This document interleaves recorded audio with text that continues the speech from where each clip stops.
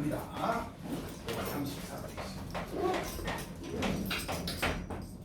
8단.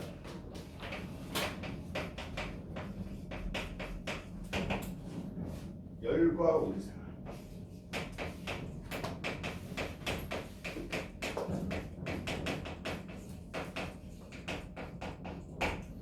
자, 이 8단원에서는 제일 중요하게 공부해야 되고 알아야 될 키가 열이야, 열. 너희도 화나면 열난다라고 하잖아, 그렇죠? 그 열난다라고 했을 때 이 열을 갖고 뭐라고 하냐면 우리가 교재에서는 지금 왜 이렇게 해놨는지 모르겠는데 원래 정확한 표현으로 하면은 열이라고 하면 안 되고 열 에너지라고 표현을 해야 돼.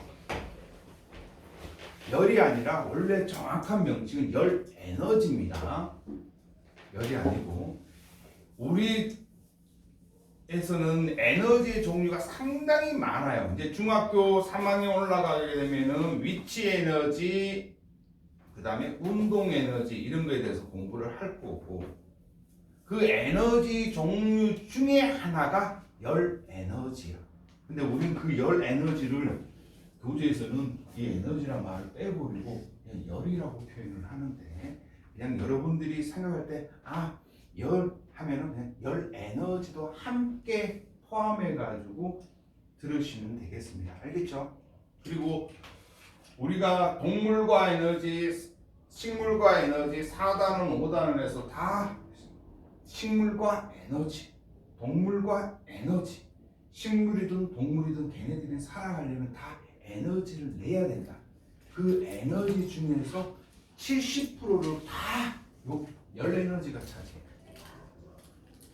그러면 이 열에 대해서 한번 먼저 살펴보면 이 열이 무엇이고 열을 또 어떻게 전달을 하고 전달하는 방법에는 뭐가 있고 그 다음에 이 열이라는 것을 높이고 낮출 때는 어떤 용어를 쓰고 어떻게 해야 되는지 여기에 대해서 공부하는 게 열과 우리 생활입니다. 그래서 첫 번째는 열, 우리 134페이지 열하고 그 다음에 첫 번째 뭐가 나오냐면 이 열을 표현하는 것 중에서 온도라는 개념이 나오는데 여러분들 다 잘 알고 있는데 온도라는 말은 그래서 지금 우리 밖에 온도가 몇 도지? 글쎄 17도? 지금 17도씨 정도 된다. 그럼 그 17도라고 이야기하는 온도 뭔 말인지는 아는데 정확하게 또 이야기해보라면 몰라요. 강우야 온도의 뜻이 뭐야? 분명히 지금 바깥에 17도 이런 거를 나타내는 게 온도인데 그 정의를 이야기해보라고 그러면 몰라요. 해면 온도의 정의가 뭐야? 온도가 뭐야? 야 온도 20도가 높니? 온도 10도가 높니? 20도가 높아. 20도가 높다라는 것은 뭘 의미하는 거야? 따뜻하다. 그렇지. 온도는 간단해. 뭘 나타내는 거다? 물체의 차갑고 따뜻한 정도를 차갑고 따뜻한 정도. 근데 어떤 애들은 더위 잘 타는 애들은 20도만 돼도 난 덥다라고 이야기하고 선생님 같은 경우는 20도만 돼도 덥다라고 안 해요. 20도만 돼도 춥다라고 이야기하는 사람이 있고 그럼 서로 다 틀리겠죠, 그렇죠? 감각점의 분포가 다 틀리기 때문에 어떤 애는 20도가 덥다라고 이야기하고 어떤 애는 20도가 차갑다라고 이야기한다. 그럼 차갑다, 따뜻하다 이걸로는 판가름이 안 된다. 그래서 차갑고 따뜻한 정도를 뭐로 표현하는 거? 숫자로 표현하는 거. 수치로 표현하는 것을 말합니다.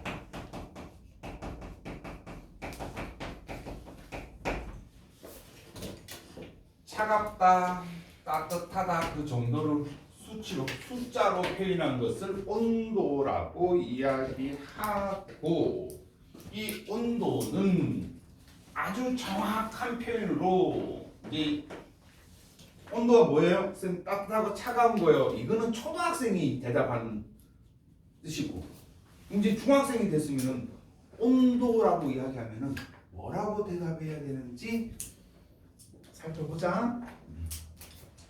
온도라고 하는 것은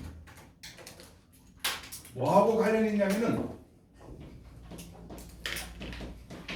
물질을 구성하는 입자, 물질을 구성하는 가장 작은 입자, 우리가 보통 원자라고 하는데 이 원자들의 입자의 운동을 가지고 온도를 표현을 해요. 그래서 입자의 운동이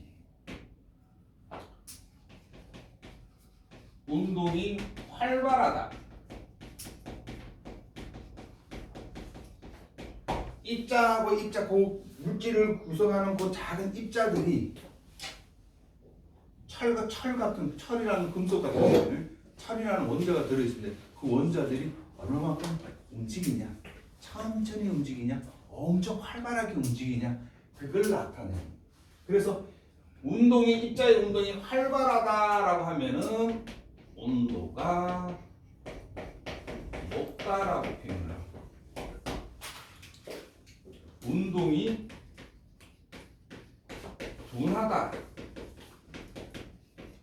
둔하다라고 하는 것은 온도가 낮다라고 표현해요. 온도가 낮다. 그러면은 여러분들 물질의 상태를 보면은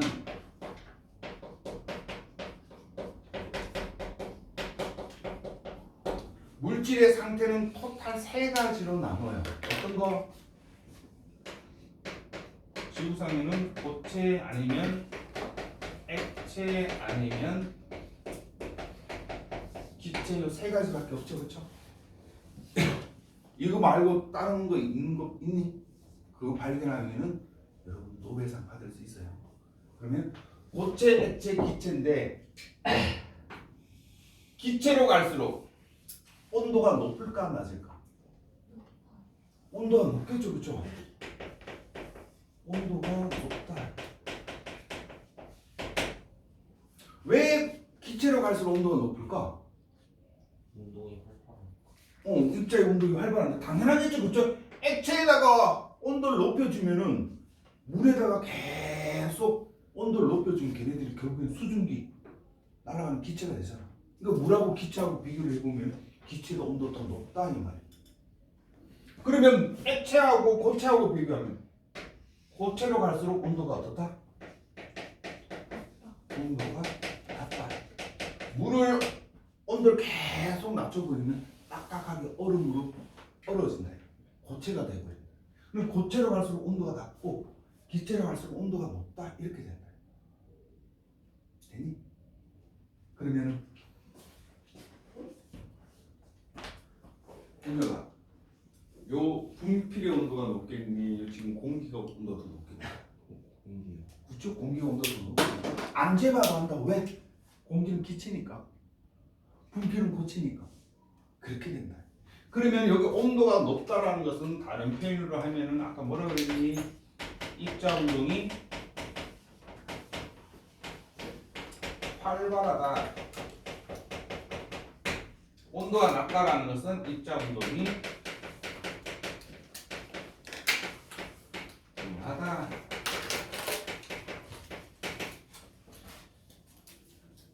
그림을 이렇게 그리면 고체 같은 경우에는 요 입자들이 이렇게 좀 빽빽하게 들어가 있는데 빽빽하게 들어가 있고 요 운동이 조금밖에 안 한다. JR에서 조금 한다. JR에서 조금 요 정도 하는. 액체 같은 경우에는 입자들의 운동이 고체보다는 조금 더 높다. 이건 조금 더 많은데, 조금 더 움직이네. 조금 더 움직이네. 한 요 정도 움직이면 되지. 입자들 사이가. 그리고 요 정도 이렇게 왔다 갔다 하면 된다. 기체 같은 경우는 입자들 사이의 운동이 와 어마어마하게 활발해. 많이 간다. 움직인다. 그래서 입자만 딱 봐도 얘가 고체 상태구나. 얘가 액체 상태구나. 얘가 기체 상태구나. 이렇게 비교할 수 있다. 그러면 고체, 액체, 기체를 몰라도 얘가 더 많이 움직였다. 그럼 더 많이 움직일수록 이쪽으로 갈수록 온도가 높구나. 입자 운동이 둔하니까 이쪽으로 갈수록 온도가 낮구나. 이렇게 판단할 수가 있다. 됐나요? 이제 이게 우리는 이제 중학교 때는 이제 입자의 운동을 가지고 온도와 비교를 하는 거지. 초등학생처럼 차가워요, 따뜻해요, 요거를 나타내는 거는 좀 무리가 있다. 초등학생은 대답이다. 그래서 입자의 운동을 가지고, 그래서 요것이 가장 핵심적으로 알아야 될 중요한 포인트다. 중요한 포인트다.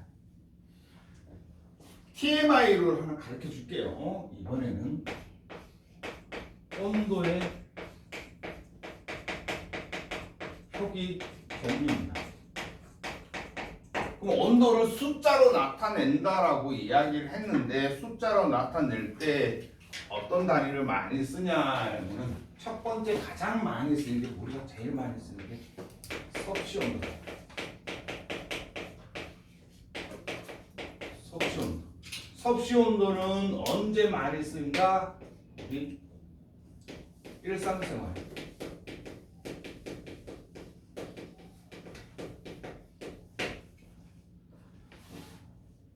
대중탕 갔더니 이쪽 탕은 온도가 40도래. 어떨 때는 좀 따뜻하다. 이쪽에 갔더니 60도래. 어떨 때는 뜨겁다. 이렇게. 그때 이런 나타내는 것은 전부 다 섭씨 온도다. 우리 일상생활.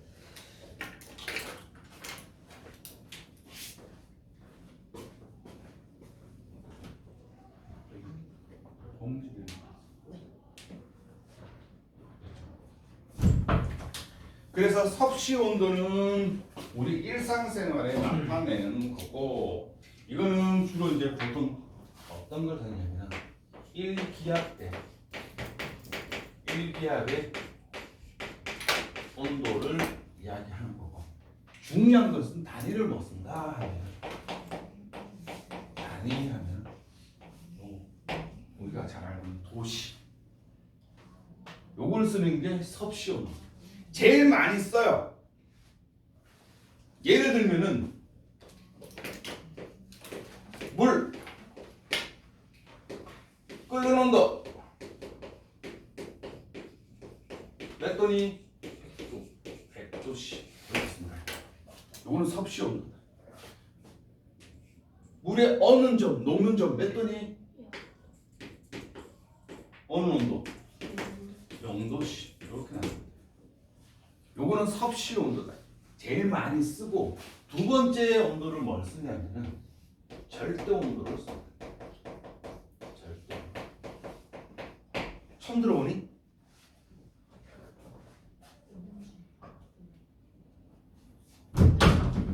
절대 온도 들어봤니? 안 들어봤니? 이제 요 절대 온도는 언제 제일 많이 쓰냐면은 이제 통합과학 고등학교 1학년 때 이제 이 절대 온도라는 이야기를 쓸 거예요. 우리 중학교 때는 보통 섭씨 온도를 쓰고, 고등학교 1학년 되면은 절대 온도를 쓰고. 그럼 선생님, 절대 온도는 평상시에 언제 써요? 평상시에 안 써요. 일상생활 때 섭씨 온도를 쓰고, 절대 온도는 어디에 쓰냐면 과학에 썼어요. 과학에 썼습니다.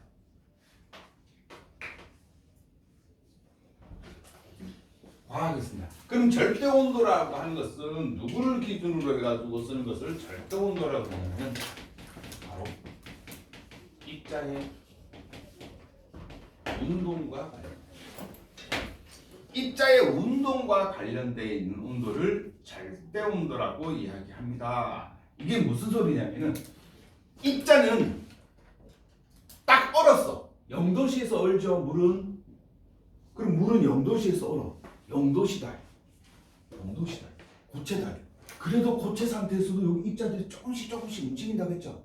이만큼씩 움직인다. 용도에서도 이만큼 움직인다. 얘 절대 온도라는 것은 입자의 운동이 아예 멈춰 있을 때, 입자가 운동 하나도 안 하고 가만히 있을 때, 그때를 0K라고 한다. 얘는 그냥 0도를 기준해서 밑으로는 영하, 위는 영상 이런 식으로 나타내는 거고, 이 절대 운동은 모든 물질을 구성하는 그 입자들이 가만히 있을 때의 상태를 보고 절대 온도라고 이야기합니다. 그래서 입자의 운동이 멈춰 있을 때, 이때를 절대 온도라고 쓰고, 이때 절대 온도의 단위는 K를 씁니다. 켈빈을 씁니다.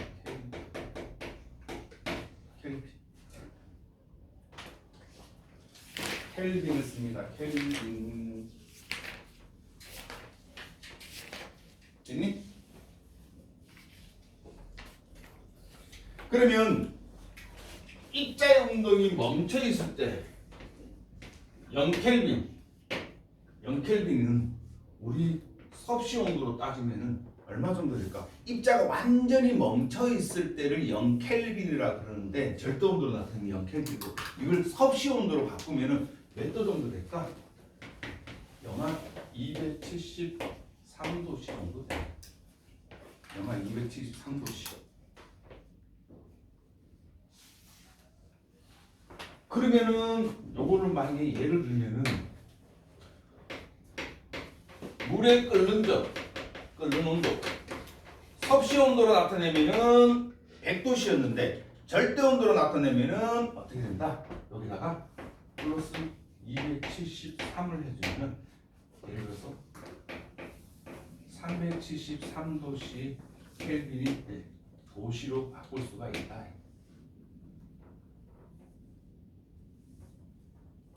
요거는 참고적으로만 알아두세요. 참고적으로. 과학에서는 절대 온도를 나타낸다. 절대 온도는 입자의 운동을 기준으로 나타내는 온도구나. 그래서 이제 우리 우주에 나가면은 우주의 평균 온도가 몇 도냐라면은 보통 2.3 켈빈, 2.3 켈빈이라고 하는 것은 273도 빼기 2.3, 그래서 영하 275도 정도. 우주의 온도가 영하 275도 정도 된다. 그럼 선생님이 진짜 미친 척하고 잠깐 이 상태로 우주에 나가면 어떻게 될까? 얼어 뒤지겠죠. 영도 되면 어는데 영하 270, 우주의 온도가 지금 현재 영하 275도야. 그러니까 이렇게 나가면 되니 안 되니? 그래서 우주복 입고 나간다. 물론 산소도 넣어줘야 되지만 온도로부터 보호하기 위해 가지고 우주복을 착용을 하는 거예요. 됐나요? 참고로만 알아두시고. 그 다음 세 번째 말도 안 되는 온도 또 씁니다. 화씨 온도라고 합니다. 화씨 온도라고 하는 것은, 이거는 섭씨 온도는 우리가 100분의 1로 나눈 기준이고, 얘는 180 등분한 거예요. 180 등분.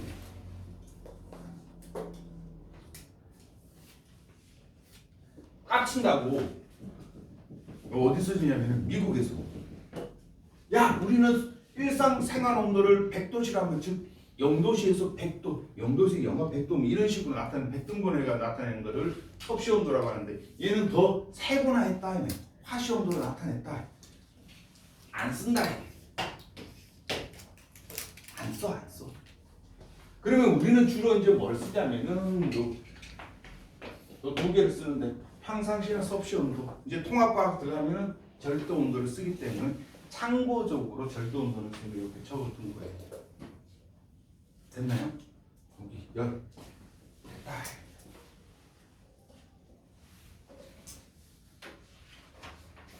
자, 여기까지 한 거 내용을 종합을 해보면, 온도는 알려드렸어.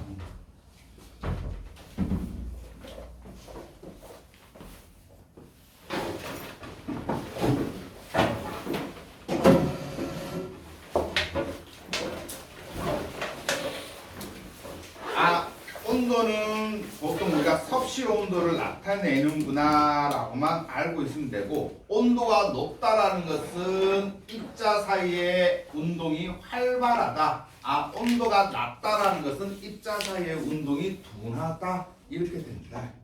그럼 여기서 좀 더 나아가가지고 한 줄로 선생님 적어볼게요. 온도가 높을수록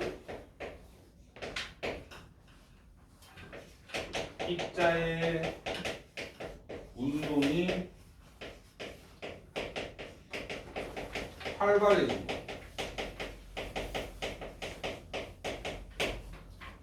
입자의 운동이 활발해지면은 부피는 어떻게 됩니까?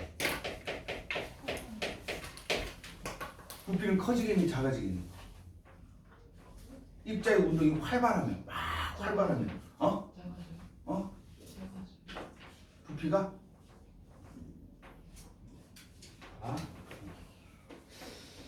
풍선 이렇게 있으면 입자가 이렇게 입자가 이렇게 들어가 있는데 입자가 요만큼씩 움직여.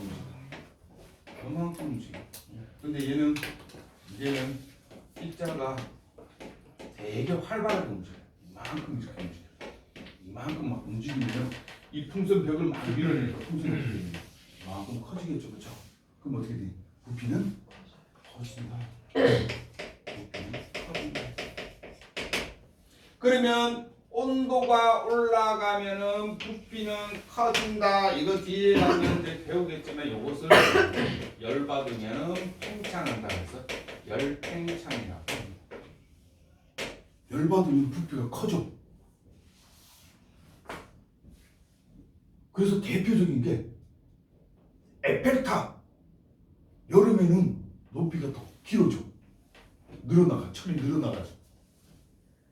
전신줄 이렇게 되면 전봇대 이렇게 맨 전신줄 이렇게 있는데 여름 되니까 어떻게 된다? 이렇게 쭉 늘어져. 이렇게 늘어진다. 이게 다 열팽창 때문에 그래. 이거는 이제 뒤에 가서 공부할게요. 그러면은 이제 온도라고 하는 것은 이제 입자의 운동을 표기를 하고, 그러면은 이제는 온도 개념 공부했으니까 이제 뭐 공부할 거냐면 열 공부할 거야. 열. 근데 선생님이 열을 뭐라고 그런다고 했다? 열 에너지라고 한다고 했다. 열 에너지. 열 에너지니까 열은 어떻게 온도가 높은 곳에서 어디로? 낮은 곳으로 뭐가 이동하는 거? 이동하는 에너지를 이동한다. 열이라고 하는 것은 온도가 높은 곳에서 낮은 곳으로 이동하는 에너지다. 그래서 선생님이 열 에너지라고 이야기하는 거예요. 자, 온도가 높다라고 하는 것은 아까 말했다시피 입자 운동이 어떻다? 활발한 거에서 입자 운동이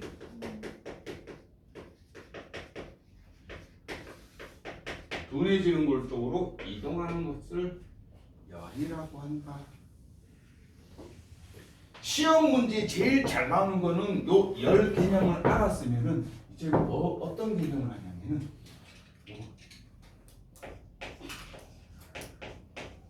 열이 높은 곳에서 낮은 곳으로 이동하는데 이 이동하는 방법에 따라 가지고 세 가지로 나눠져요.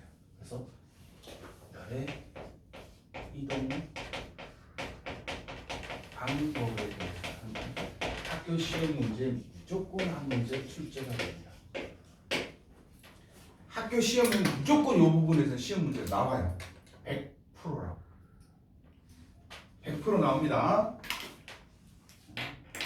이 정도 이야기했으면 2번 열의 이동 방법에 별표 하나 좀 해두겠다. 시험 문제 나온다고 했습니다. 거기 아닌데 이씨. 146페이지 134페이지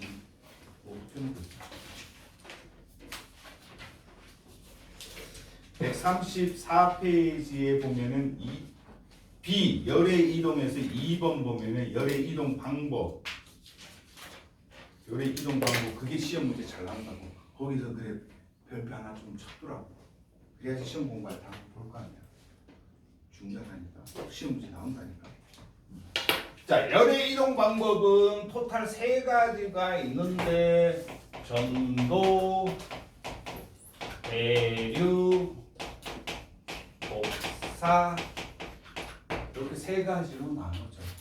그래서 이 3개를 어떤 건지 구별하는 것이 시험 문제에 나온다고요.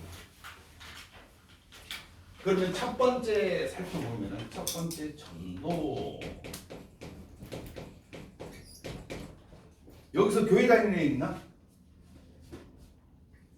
교회 다니는 애 없나?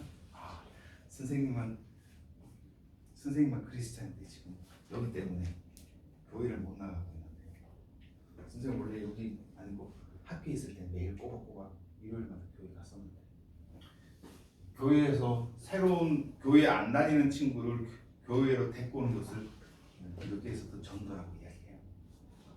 근데 여기서 전도라고 하는 것은 다른 거 다 필요 없고 딱 하나만 기억하세요.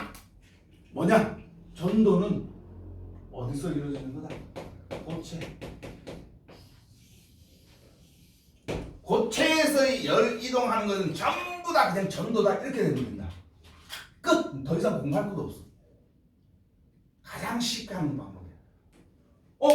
뜨거운 불에다가 선생님이 쇠로 된 꼬쟁이를 이렇게 꽂았더니 이렇게 됐더니 점점 꼬쟁이가 뜨거워져가지고 뜨거워 이렇게 했다. 이 열 전달 방법이 뭐야? 전도야. 왜? 쇠 꼬챙이가 고체니까. 그럼 다른 거 필요 없어. 그냥 무조건 고체면은 뭐다? 전도다. 고체면 무조건 전도다. 그러면 이 고체에서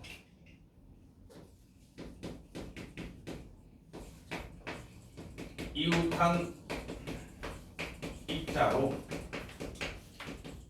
어떻게 하는 거? 전달해 주는 거. 하나씩 차례로 전달하는 거. 전달하는 거.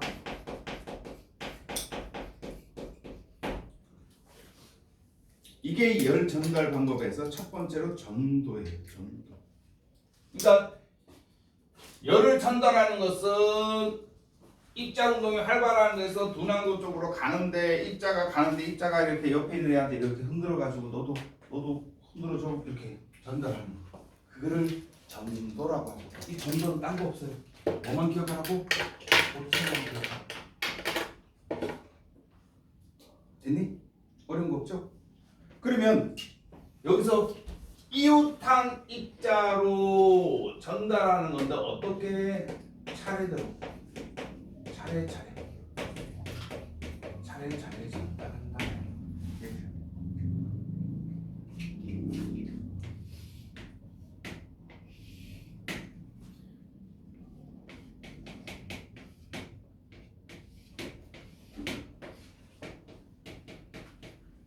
철이야.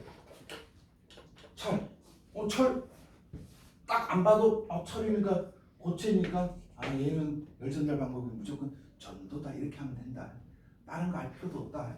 그래도 선생님이 이렇게 보면은 여기에 철을 구성하는 이런 입자들이 있으면은 얘네들은 고체니까 입자의 운동이 처음에는 엄청나게 둔해. 별로 안 빨리 둔하다. 입자의 운동이 이렇게 둔한데 여기다가 이제 뭐를 하는다. 알코올 램프라든지 뭐 이렇게 해가지고 가스레인지든 이렇게 열을 이렇게 막 가하게 되면은 이때 열이 이제 얘가 열 받으니까 입자의 운동이 활발해져서 옆에 일이 너도 움직여 나도 움직일게 또 얘도 옆으로 이렇게 또 옆에로 전달하고 또 옆에로 전달하고 이렇게 차례대로 열이 전달됩니다. 이걸 전도라고 이야기합니다. 됐나요? 그래서 이 전도 같은 경우에는 가끔씩 실험으로 어떤 게 나오냐면은 선생님 여기다가 쇠막대에다가 촛농을 이렇게 두고 촛농 알죠? 촛 태우면 이렇게 흘러내리는 액체 그걸 금방 있으면 또 고쳐야 된다 그랬다 그렇죠? 여기다가 선생님 이렇게 빨대를 이렇게 꽂아놨다 빨대를 꽂아놨어 그 다음에 여기다가 가열을 했어 그럼 누구부터 빨대가 쓰러지겠니? A부터 쓰러지겠죠 그쵸? 그 다음에 누구? B 그 다음 C 그 다음 D 여기 이쪽으로 차례차례 전달되니까 얘가 쭉 가서 천둥이 녹아버리니까 쓰러지고 그 다음에 또 녹으니까 쓰러지고 그 다음에 녹으니까 쓰러지고 차례대로 간다 이게 전도다 됐나요? 그러면 일상생활에 이것도 옆에 보면은 실험 많이 나오는데 뜨거운 국에 숟가락을 담가두면은 손잡이 부분이 뜨거워진다. 여기서 제일 주의 깊게 봐야 될 거. 거기 전도에 의한 현상 한번 보세요. 교재. 거기 숟가락에 동그라미 하고. 딴 거 필요 없어. 숟가락 동그라미 하고. 추운 날 실외 금속으로 된 의자는 나무로 된 의자보다 더 차갑게 느껴진다. 냄비에 후라이팬 다 뭐니? 다 고체야 고체. 그러니까 다 고체야. 그럼 고체면 무조건 뭐다? 전도다 이렇게 보면 돼. 어려운 거 하나도 없어. 그 다음 두 번째 대교 나옵니다.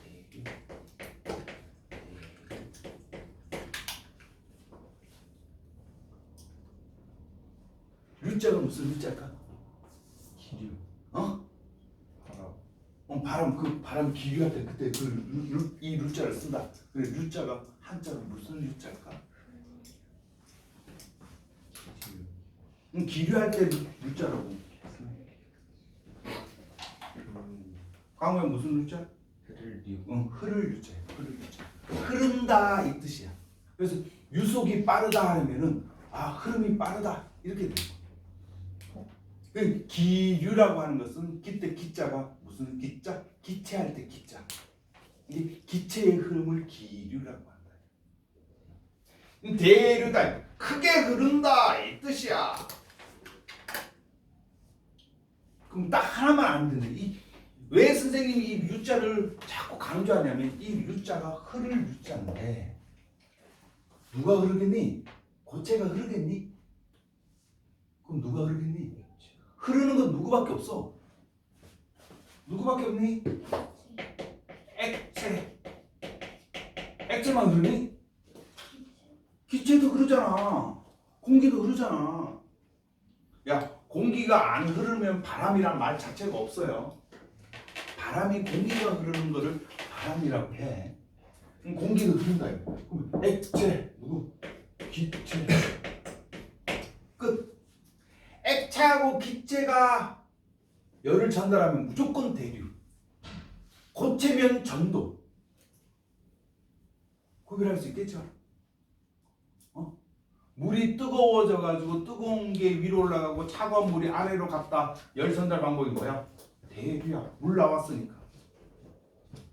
어려운 거 하는 거야. 그러면 액체, 기체에서 어떻게? 입자가 이번에는 입자가 어떻게 하냐? 직접 전달되는 방법.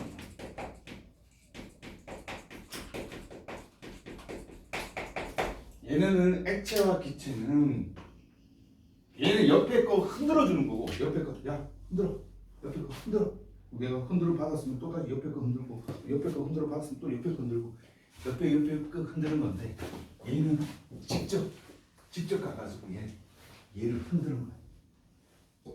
이해되니? 차이 이해되니?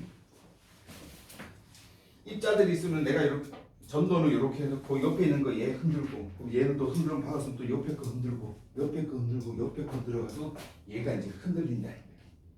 이건 전도야. 차례로 전달하는 거. 대류는 내가 흔드는 애가 내가 있으면 내가 직접 가가지고 얘가 흔드는 거야. 됐니? 이거는 내가 직접 가가지고 흔드는 거야. 이거는 대류. 여기서 대류에서는 액체하고 기체라는 게 중요하고 그다음 뭐 직접 전달된다. 자, 여기서 알아야 될 것은 뜨거운 것 혹은 온도가 높은 것은 무조건 어디로 간다? 위로 가. 차가운 것, 온도가 낮은 것 무조건 어디로 간다? 아래로 향한다.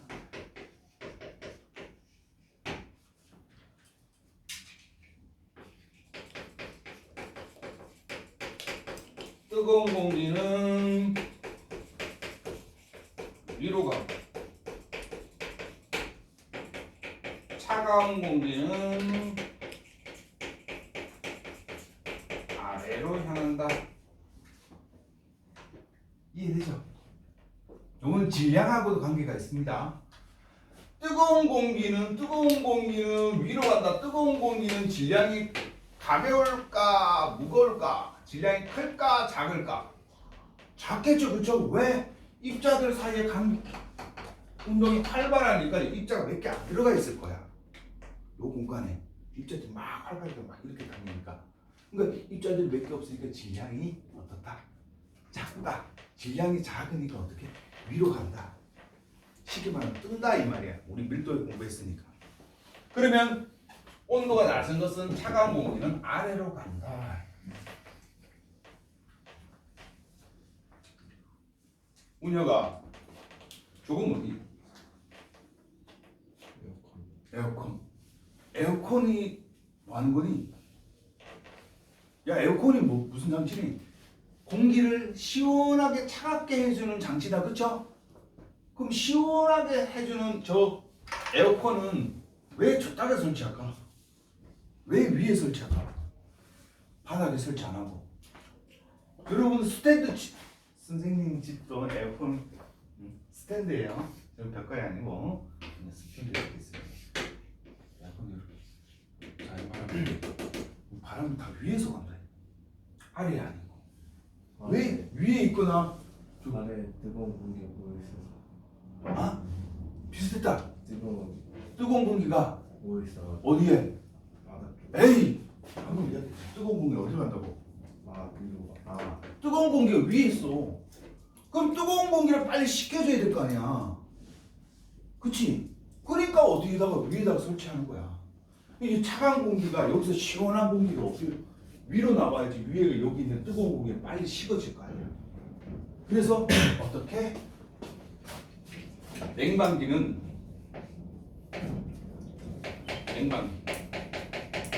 냉방기는 위에다가 설치를 하고.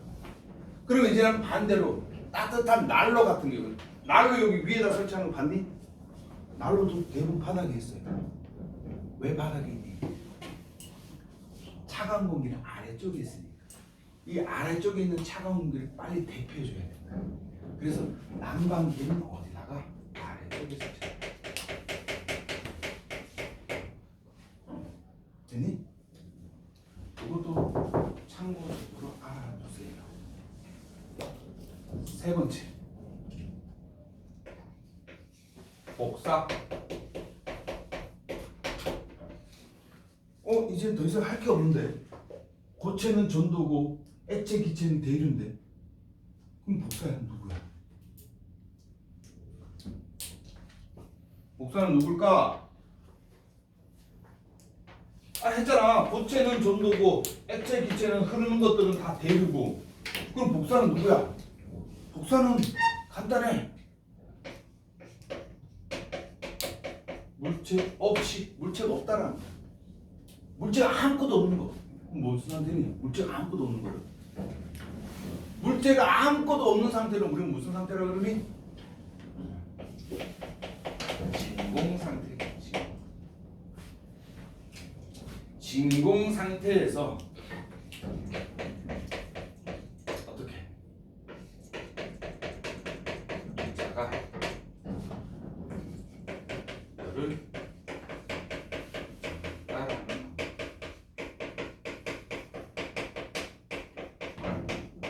그럼 여기서는 뭐 찾으면 된다? 진공만 찾으면 된다. 아무것도 없는 거. 아무것도 없는 거. 아무것도 없는 물체가 아무것도 없는 공간에 대부분 우주 어디니? 우주죠, 우주. 우주에는 빈 공간에 거의 아무것도 없잖아. 그쵸? 그럼 여기 봐봐. 태양이야. 지구가 있어. 물론 여기에 금성도 있고 수성도 있지만 여기 우주에 아무것도 없는 것라고 치면은 태양의 빛 에너지, 열 에너지 온다 이 말이야.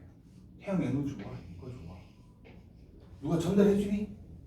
여기 입자도 없잖아. 고체도 없고 액체도 없고 기체도 없잖아. 그럼 얘를 어떻게 전달해 줘? 이렇게 아무것도 없는 곳에서 열을 전달해 주는 것을 복사라고 한다. 그래서 우리 이걸 뭐라고 하나? 태양 복사 에너지라고. 태양 복사 에너지를 한 번쯤 들어봤죠? 그때 이때 복사라는 것은 그 뜻이다. 아무것도 없는 진공 상태에서 열을 전달해 주는 방법을 복사라고 한다. 됐나요? 여기까지는 어려운 거 없죠? 근데 여기서 시험 문제가 출제가 된다. 예를 듭니다. 책상이 있고 학생들이 이렇게 앉아있어. 앉아있어. 선생님이 이렇게 책을 들고 있어. 여기 학생들 앉아있어. 선생님 그림을 좀 못 그려서 미안. 여기서 앉아있어. 그럼 선생님이 이제 여기 제일 멀리 있는 여기 강호야. 강호 여기 앉아있어. 그래서 선생님이 이제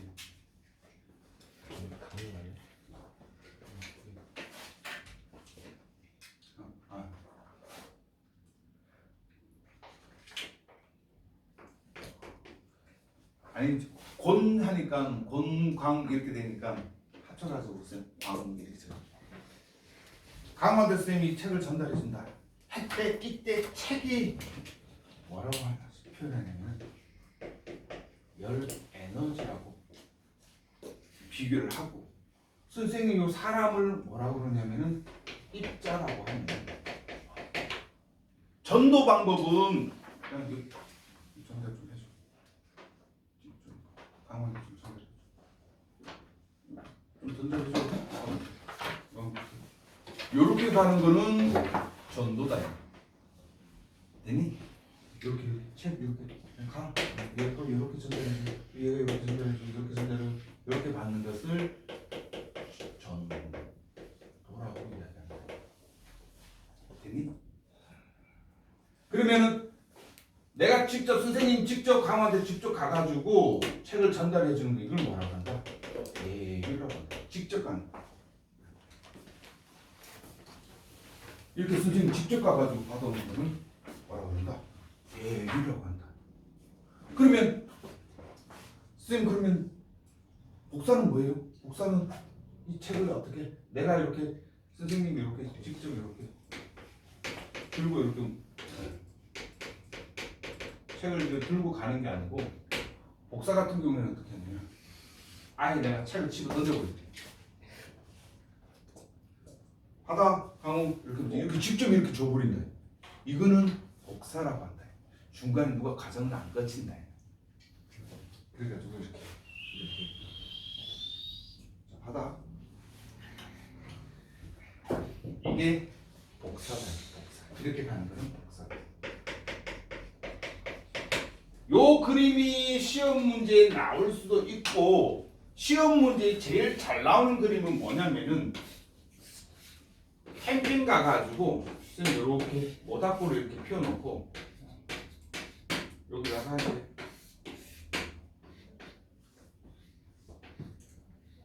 주전자를 이렇게 달아놓고 여기 물을 이렇게 커피 마시려고 끓였다 해. 되니?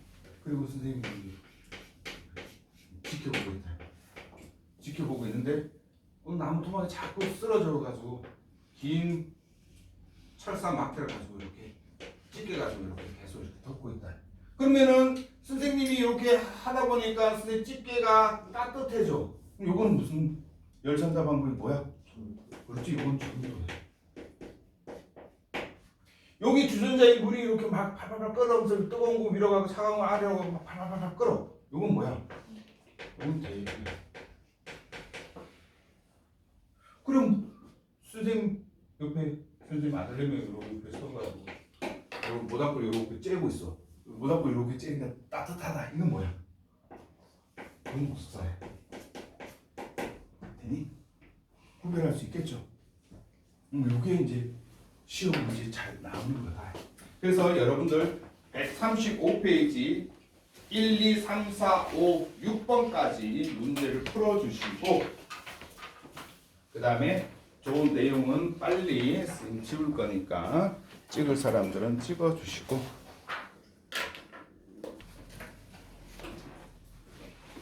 저희 136페이지에서 이제는 냉난방 기구의 설치 이건 앞에서 했어요. 따로 안 합니다. 이제는 단열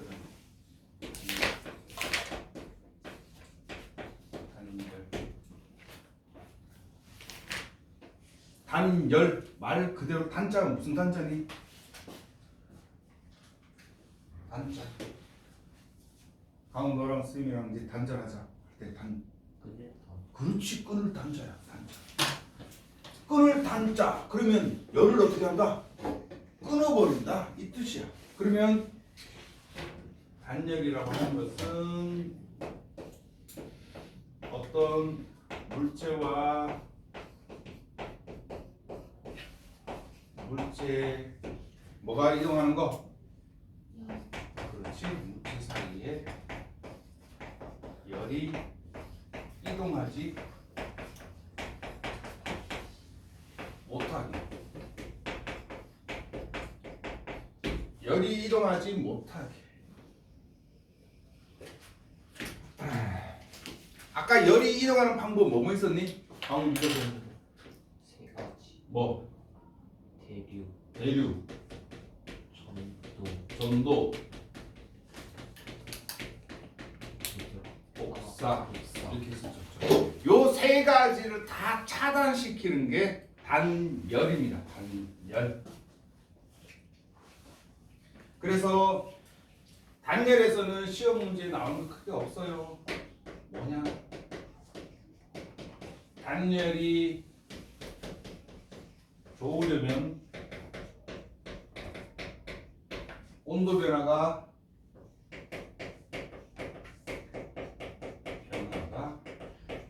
어떻게 된다? 적어야 된다. 온도 변화가 적어야지 단열이 잘 된 거다. 온도 변화가 적어야 돼. 두 번째 열 전달 방법인 전도, 계류, 복사 얘네들 다 찾아내야 된다. 열 이동을 막아야 된다. 막아야 효과적.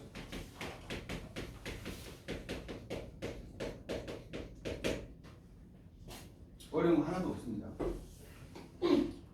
그러면 단열에서는 온도 변화가 적어야지만 단열이 잘 된 거고 열 이동을 방해한 거고 열 이동을 방해를 하려면은 요 세 가지를 막으면 돼. 그래서 가장 대표적인 예가 뭐냐면은 보온병. 보온병. 선생님 학교 다닐 때는 보온병이라고 했고 요즘은 뭐라고 하니? 텀블러라고 하죠, 그렇죠? 와, 선생님 학교 다닐 때 텀블러라는 거 없었어. 무조건 보온병에다가 이제 물 떠가지고 이렇게 할 때.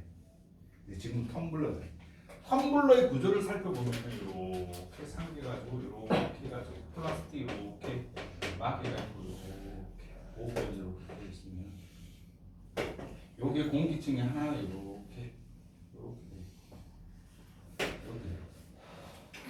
요게 플라스틱이야. 이게 공기층. 그리고 대부분 여기는 응도입니다. 응도. 그래서 텀블러 같은 경우는 대부분 이렇게 스테인리스처럼 이렇게 되어 있는 그 은색으로 이렇게 되어 있어요. 겉표면이. 예. 그렇죠? 보온 텀블러 대부분 금속으로 되어 있는 스테인리스로 되어 있는 그런 걸로 다 재질이 되어 있습니다. 그럼 여기 플라스틱이 뭘 막냐면은 전도를 차단하는 전도 차단. 그래서 왜 전도를 차단해요? 전도가 잘 이루어지는 것은 대부분 금속이고 금속은 전도가 높은 것들이에요. 금속, 철 이런 것들. 그는 전도가 낮은 것들은 대부분 어떤 거냐면 나무, 플라스틱, 고무 이런 것들은 전도가 잘 안 이루어져요. 그래서 여러분들이 국자 손잡이, 냄비 손잡이 자세히 보면 대부분 뭐로 되어 있니? 플라스틱으로 되어 있다. 왜? 전도가 일어나면 내 손이 뜨거우니까 전도 잘 안 일어나도록 차단하기 위해 가지고 플라스틱이나 쓴다 이 말이야. 됐니? 그 다음에 공기층은 뭐를 차단하는 거다 하면은 대류를 차단하는 거야. 대류를 차단하는 거야. 대류라고 하는 것은 금속 말고 액체, 기체인데 여기 공기층을 둬가지고 빈 공간을 둬가지고 쉽게 말하면 빈 공간을 두면은 공기층이 없는 거 진공으로 만들어 놓으면은 대류를 차단한다. 왜? 기체하고 액체가 전달하는 건데 기체하고 액체를 전부 다 없애버리고 아무것도 빈 공간을 둬버리면 대류가 안 일어나니까. 그 다음에 응도금을 하는 것은 누구를 차단하기 위해서? 복사를 차단하기 위해서. 복사 차단하기 위해서. 그래서 보온병이 가장 좋은 거고. 그 다음에 이 공기층 대류를 차단하기 위해 가지고 우리가 뭐 하냐면은 이중창. 유리창문 이중창. 이중창 창문하고 창문 하나 더 공간을 더 둔다. 그 여기에 아무것도 없게끔 해버리면은 액체라든지 기체가 전달이 안 된다. 대류가 안 일어난다. 그래서 더 따뜻하다. 그래서 창문도 단열창 말고 단열창이 창이 한 개 말고 창이 하나 더 이중창으로 되어 있으면은 단열을 하기가 훨씬 더 쉽다. 요거 가지고 뭐 하냐면 실험을 해가지고 보통 시험 문제 나오는데 어떻게 나왔냐면은 이런 병이 있고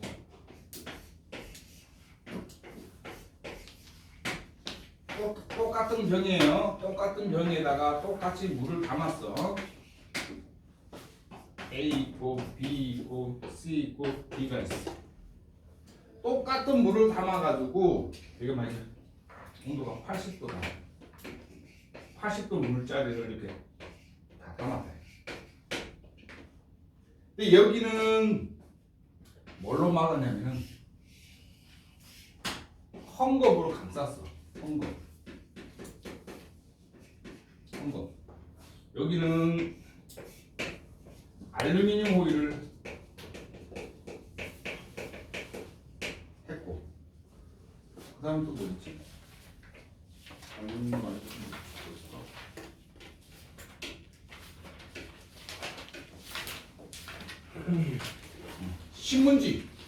신문지를 막았어. 신문지. 여기는 수건을 감쌌다. 그래 놓고 10분 뒤에 온도를 관찰했더니 헝겊은 72도가 됐어요. 알루미늄은 78도, 신문지는 60도, 수건은 70도 이렇게 됐어. 그럼 단열이 제일 잘 되는 누구야? 단열이 누가 제일 잘 됐니? 얘는 80에서 72도로 됐고 얘는 80에서 78도, 얘는 80에서 60도, 얘는 80에서 70도. 단열이 제일 잘 된 거는 얘가 그렇죠? B가 된다. 왜? 지금 단열이 제일 잘 되는 거야. 온도 변화가 제일 적은 거야. 얘는 2도밖에 온도 변화가 안 일어나. 얘는 8도, 얘는 20도, 얘는 10도. 그러면 C가 단열이 제일 안 돼 있구나. B가 단열이 제일 잘 돼 있구나. 그리고 시험 문제 등장한다.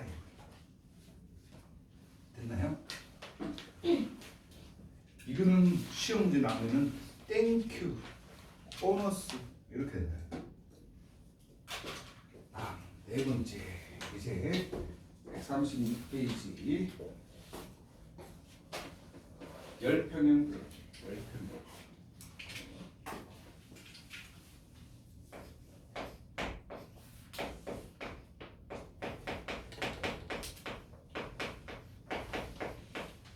열평형.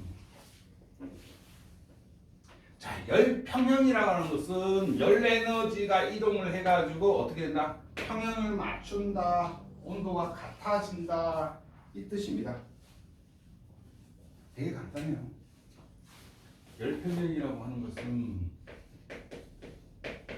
온도가 다른 두 물체를 어떻게 했을 때 접촉시켰을 때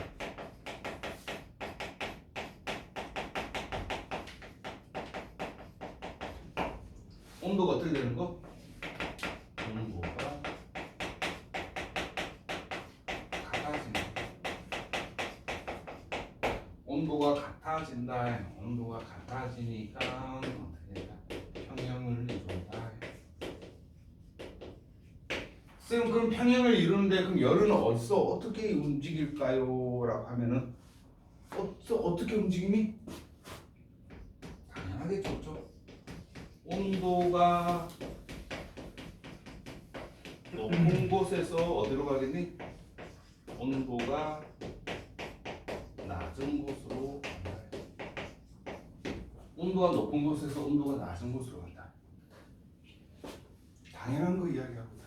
혜민아, 그러면 온도가 높은 곳에서 온도가 낮은 곳으로 가면 온도가 높은 물체는 온도가 점점 어떻게 되겠니? 낮아지겠네. 온도가 점차 낮아진다.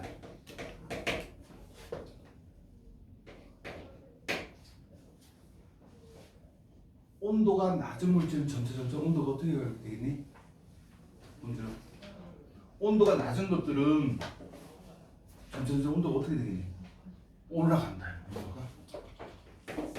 온도가 점차 올라간다. 되니? 온도가 점차 낮아지니까 운여가 온도가 점차 낮아지면은 입자의 운동은 점차 어떻게 되겠니? 어?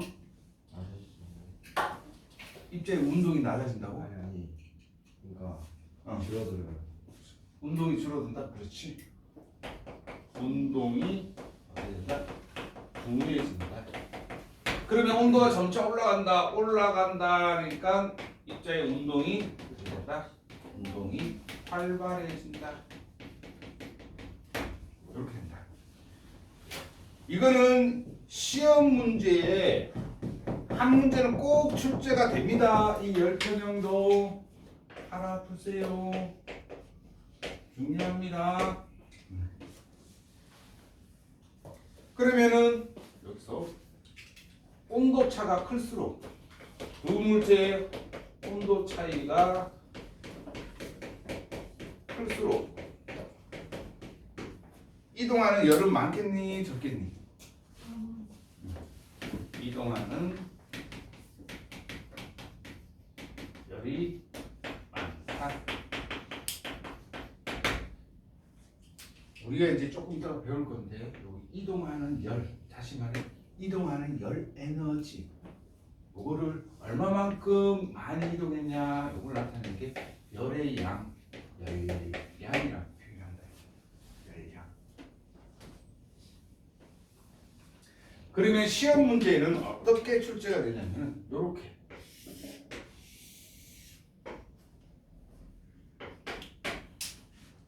그래프가 이렇게 있으면은 여기가 온도고 여기가 시간이라고 하면 A 물체는 이렇게 A 물체는 처음 온도가 되게 높았는데 B 물체는 온도가 낮았는데 요 두 물체를 접촉시키니까 A는 온도가 점차 어떻게 된다? 점차 낮아지고 B는 온도가 점차 높아진다. 그래서 이렇게 된다.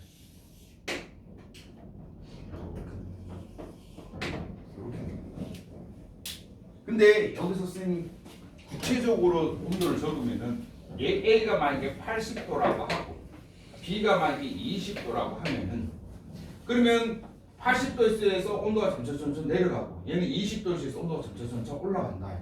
그래서 얘 같은 경우에는 B 같은 경우에는 입자가 갈수록 운동이 막 점점 활발해지고 얘는 입자의 운동이 점점 둔해진다.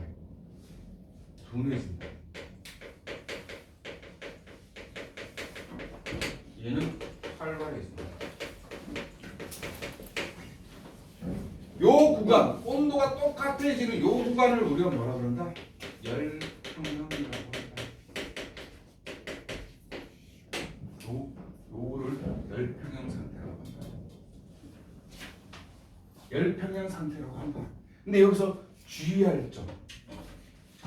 요 열평형일 때 요 온도가 몇 도까 그러면은 무슨 80이고 20이고 딱 중간에 50도 아니에요? 가장 애들이 틀리기 쉬운 문제가 뭐냐면 열평형의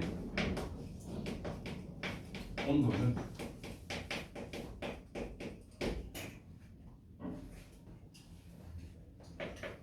두 물체 온도의 평균값이 아니라는 점. 두 물체 평균값이 아니라는 점. 다시 말하면 이게 여기가 50도가 아니라는 거예요. 50도가 아니라는 거예요. 요게 되게 중요해요. 그럼 선생님 왜 얘가 80도고 얘가 20도면 딱 합쳐져가지고 딱 중간 50도가 되어야지 왜 50도가 안 돼요? 라고 이야기하면은 두 물체 종류가 두 물체의 종류가 다르기 때문에 다르다. 만약에 A 물체 같은 경우에는 뚝배기야. 뚝배기라 가지고 온도 변화가 거의 없어. 그래서 단열이 잘 되는 물체야. 근데 얘는 냄비야. 단열이 잘 안 돼. 금방 빨리 식어. 끓었다 금방 식어버려. 그렇기 때문에 두 개의 구간의 평균 온도가 될 수가 없다라는 거 꼭 알아두시기 바랍니다. 알겠죠? 그러면은 요때에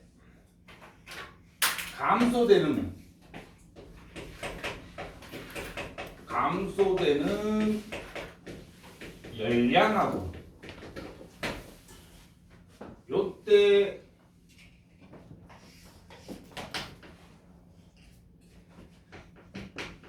증가하는 열량은 서로 같다. 열량은 같습니다. 그래서 애들이 많이 틀려요. 열평형은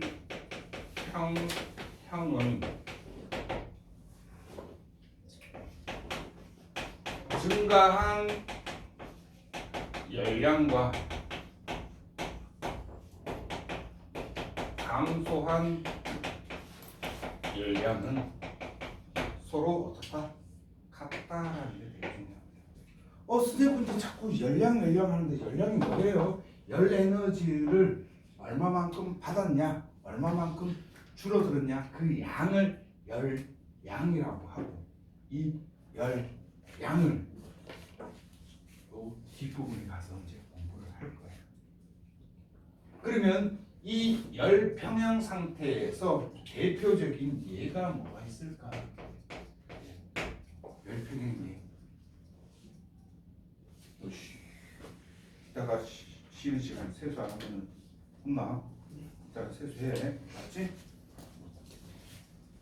첫 번째가 온도계예요. 온도계에서 바깥에 있는 온도하고 온도계에 있는 온도하고 서로 열평형이 일어나가지고 쭉 같아진다. 같아졌을 때 그 빨간 수은이 이렇게 올라가는 거. 그게 옛날 온도계. 수은 온도계.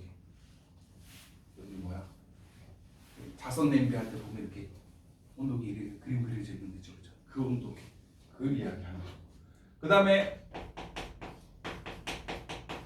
냉장고 속 음식.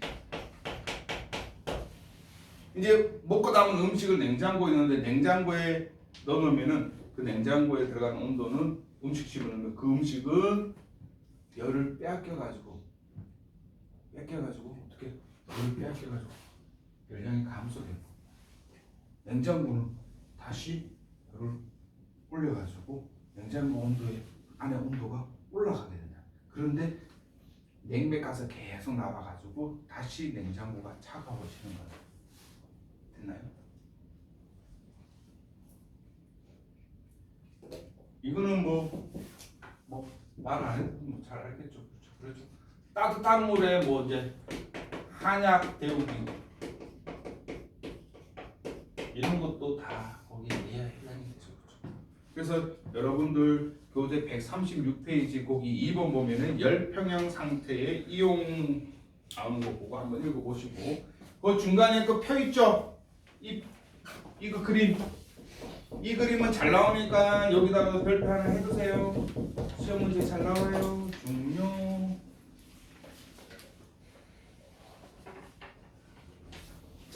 중요했으니까 문제 풀어보시기 바랍니다. 어디 137페이지 7, 8, 9, 10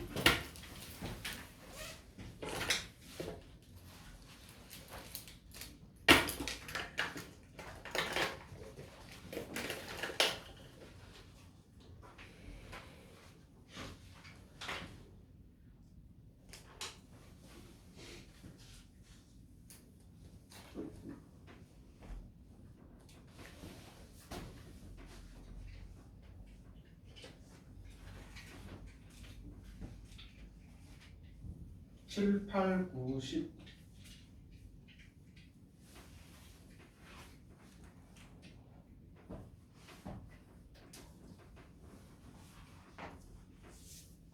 왜 운영이 풀고 있는 거야?